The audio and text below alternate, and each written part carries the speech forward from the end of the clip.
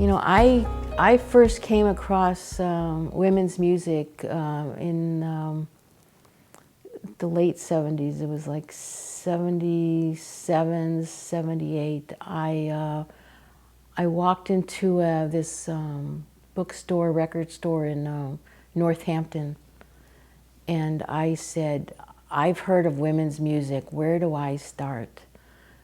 And this woman, she said, I know where you start. She just pulled out this album and handed it to me, and it was The Changer and the Changed by Chris Williamson. And it's like, that was it. I mean, you just listen to this music and your life has changed.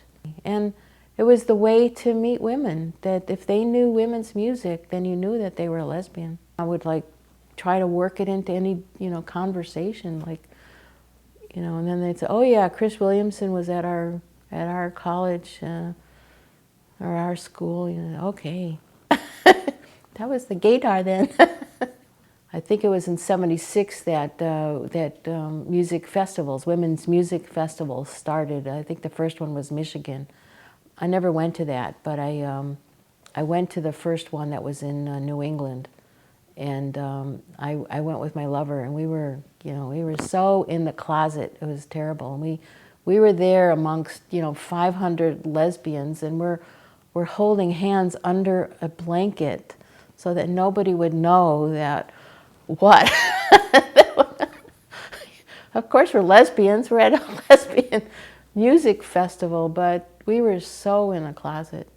But I remember I was teaching at a graduate school at that time, and I saw one of my students there. I like tapped her on the shoulder, and I said hi, and she like turned around and she's like, oh, "What are you doing here?" And I said, "Same thing you're doing here." It was all these isolated people just finding each other. It was tremendous. I loved going to women's music festivals. When I moved to California in the 80s, I started going to the West Coast Women's Festival up in Yosemite, and it was incredible. When I moved to California, it's because I had to come out, and I was coming out. I started going to the gay pride parades. I marched in it. I went to the festivals, the pride festivals, and I went to the West Coast Music Festival and walked around naked amongst all these other lesbians. And they have workshops there, of these conscious raising workshops. One of the workshops I went to at one of the music festivals was the first thing that she asked everybody in this group was what word do you use for your vagina? Everybody has culturally all these different words, so it's like everybody's coming out with all these different words, to talk about. It was so funny to hear. It was, but that was just one of the workshops. I mean, there was lots of workshops that were even about finances and about